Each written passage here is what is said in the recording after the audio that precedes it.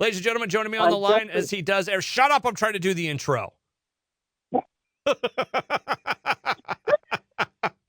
Ladies and gentlemen, joining me on the line as he does every week on the show, it is Mike Reyes from Cinemablend. Hey, man, what's up? Do you feel like more of a man now that you've done that? Yelling at you out of the gate this week. It's a quick week, man. A quick week. Yeah. It really, really is. And we've got some reviews to get to today. We're going to cover House of the Dragon, the Bikeriders. But real quick, I want to dive into the Acolyte. Of course, it's been making news all week with, people not liking it and it being review bombed and why people don't like it and all this. But I just heard a interesting hot take in the radio station I work with. One, a theory of who the big bad might be. And it was like, oh, that kind of changes. That makes it more interesting. Oh. So, well, please inform me and the listening audience who may not watch The Acolyte. So did you see any? You haven't seen it yet, right? I haven't caught up with the last couple episodes between being busy and just the residual sort of, that first episode was okay, but I'm not totally sold on this yet. I'm not sold on it. I think it's going to... And then there's that. If this turns out to be true, I kind of like it a little bit more, but I still think it's clunky Star Wars. My buddy Danger, who works on our sister station, he said, the Sith Lord that's in it that they showed pictures of finally this week? Yeah. And there are going to be spoilers in this. He thinks it's the twins' mom. Oh. Yeah, where I'm like, oh, I actually kind of like that. That would be very interesting. Because that almost adds a Dune sort of twist to it. It's like, yeah, I had these twins and they're going to f up the Force. Yeah, it's kind of a revenge story out of this. Overall, I think it's been clunky. There's continuity stuff. He actually, my friend Danger, he actually said it really well. You feel like there's an agenda around bad storytelling.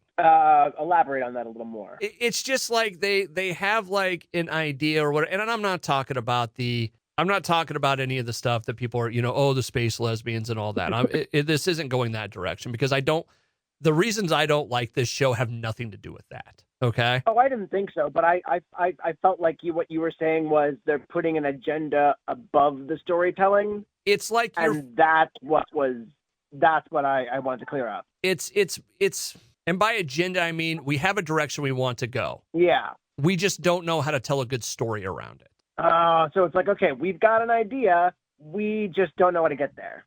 Kinda, yeah. And I think that might be the other part of it. I'm waiting for this show to fail me. That is exactly what I was sort of, that's the fear I went into this with. Because I remember, I was burned the most by WandaVision.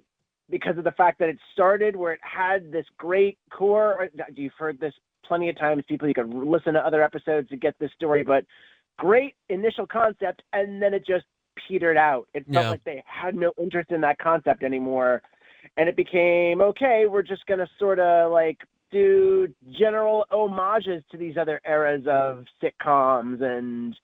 Oh, we really need to throw in the Marvel stuff, so let's get the Marvel stuff built in there too. Let's get going here, guys. It goes back to, you have to create a story within the world that's already there. Yeah. And if you're gonna go back and change something, then you have to do it in a way that makes sense.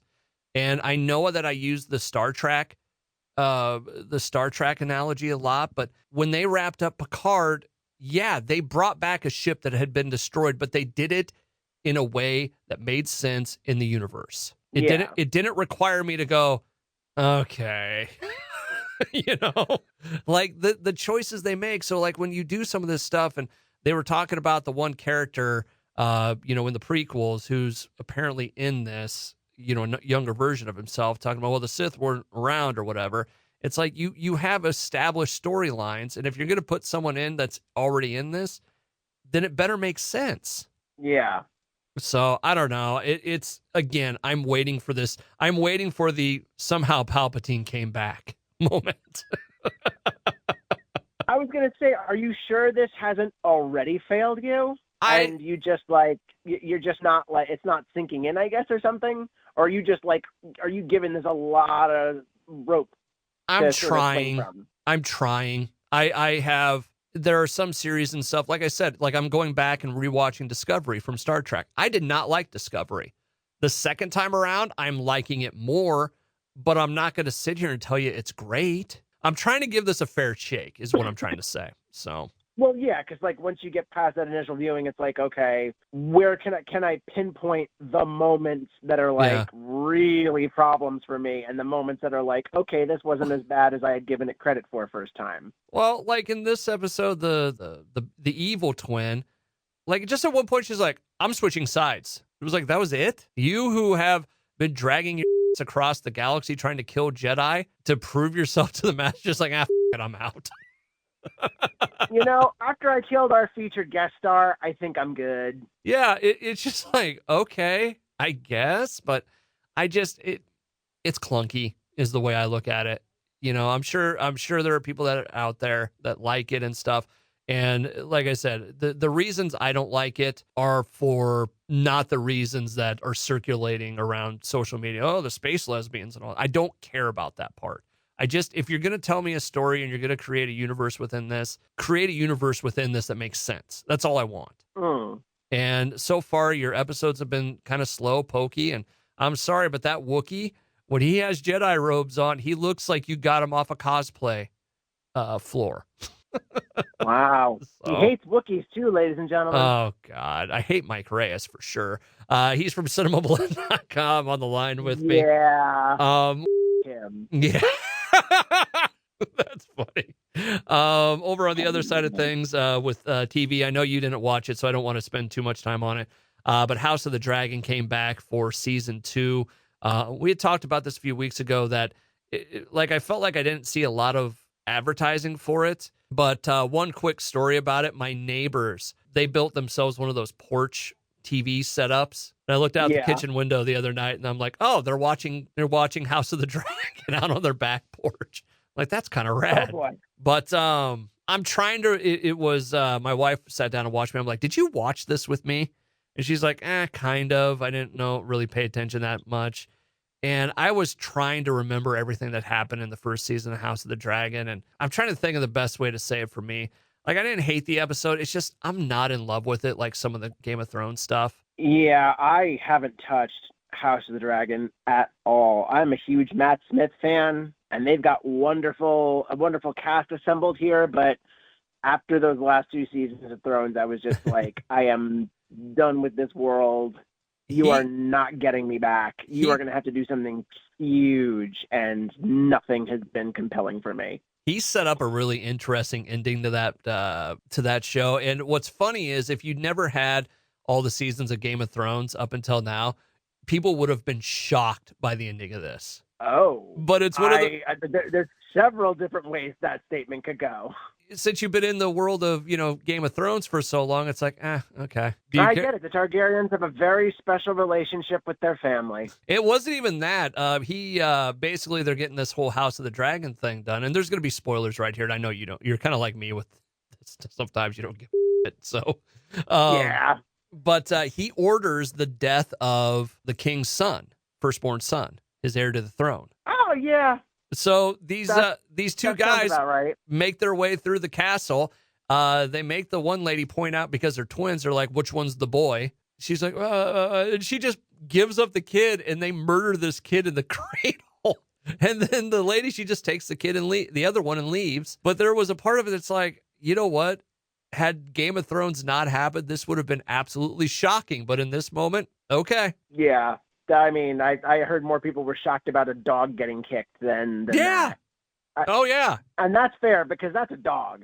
But, yeah, they just murder this little kid in its cradle, and it was like, okay. Oh, wow, kid in a cradle? Yeah. Oh, wow. That amps it up a little bit. But, I mean, it's just, you're in that world where it's like, okay, this stuff happens all the time. Yeah, kids die in Game of Life is cheap in Westeros. It is. So, I don't know. We'll see where this goes.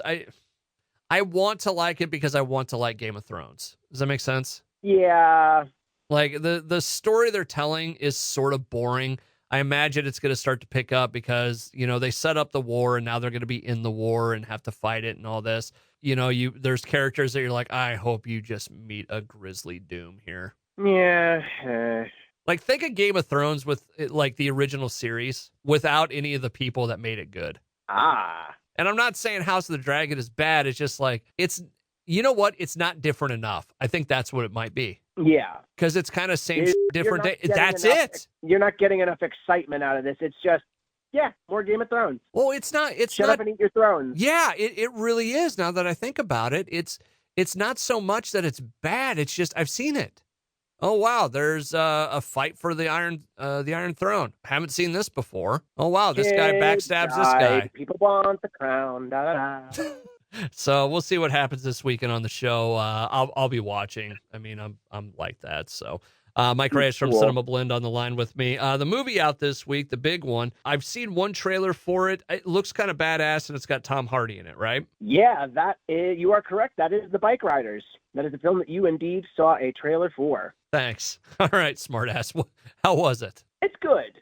I think it's a little too rambling and freeform for me, Okay. but I appreciate that a movie sort of locked in more on vibes and character than just a plot that needed to be told, because this was actually writer-director Jeff Nichols adapted this film from a photo book called The Bikeriders by Danny Lyon. He's a photographer and filmmaker. It chronicled this motorcycle club known as the Vandals MC, which is that's the center of the film. Yeah. The people that this is basically focusing on. If there is a center to this movie, it's not so much Austin Butler as the ads would have you believe. It's more Jodie Comer, because she plays Austin Butler's girlfriend and then eventually wife.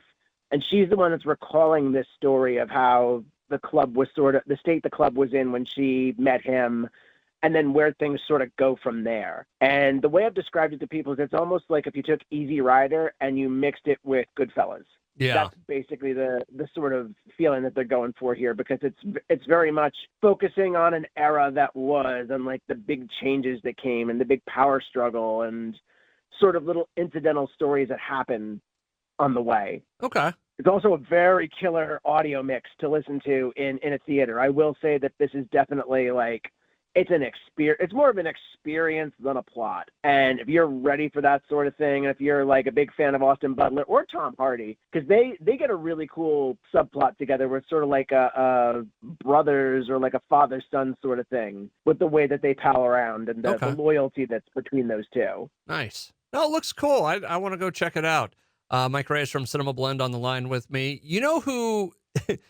Looking at the poster, you know who I think should be in this movie? Who? And I don't know why. Maybe it's because of how they have Tom Hardy look here on the poster. Who? I feel like Mel Gibson should be in here somewhere. You probably could have made this movie with Mel Gibson back in like the 80s. Really? Like, I could see a young, or 80s or 90s, because I could see Gibson either subbing for a young Austin Butler in the 80s, and then you get Brando to play the Tom Hardy role. Or you flip it and you have Gibson playing the Hardy role in like the 90s, and then maybe just because of the likeness, like you get Val Kilmer to play the Austin Butler role. Okay. That's my dream casting there. Huh. Interesting. No, that would be cool. No, it looks like in motorcycle movies, I'll be interested to see what motorcycle riders and guys that are in clubs kind of have to say about this, because that's one of those worlds that it's easy to get wrong. Yeah, and I wish I got to talk to Norman Reedus about this movie, because I did get to talk to Austin Butler and Jodie Comer, who were both delightful, but Norman Reedus was someone I really wanted to talk to, because everybody knows that he is a very big like bike enthusiast. Yeah.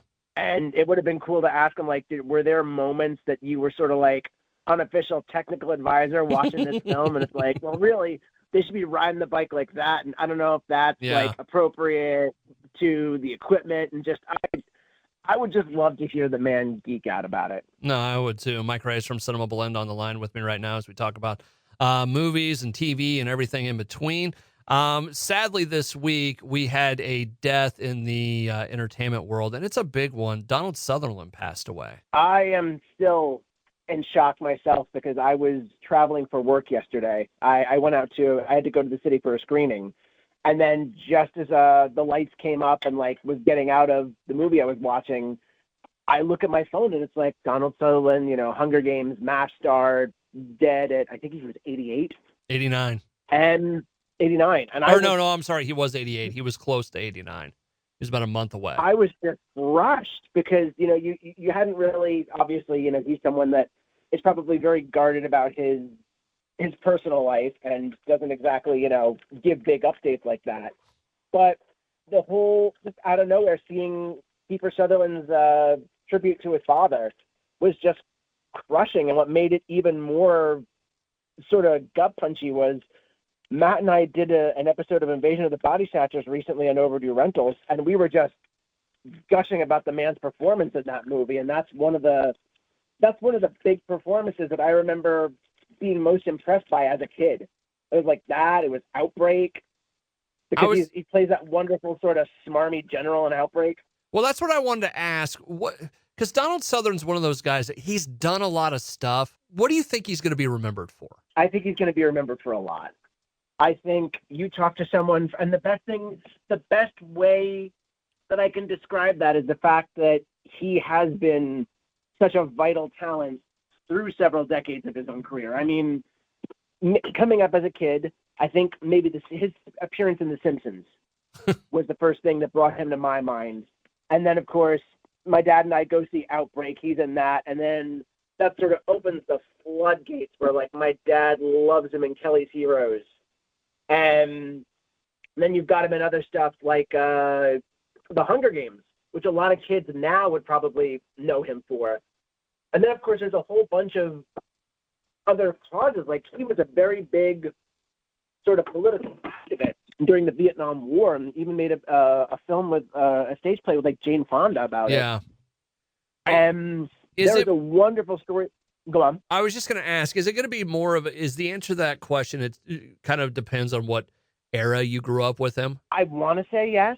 But the thing is, I think no matter what era you grew up with Donald Sutherland, it just led you to watch more of what he did. Yeah. Because he was that magnetic of a personality, and he always had that wonderful voice. Like, even when he was doing the Florida orange juice commercials, like, he just kind of had that soft sort of, like, polish to his voice.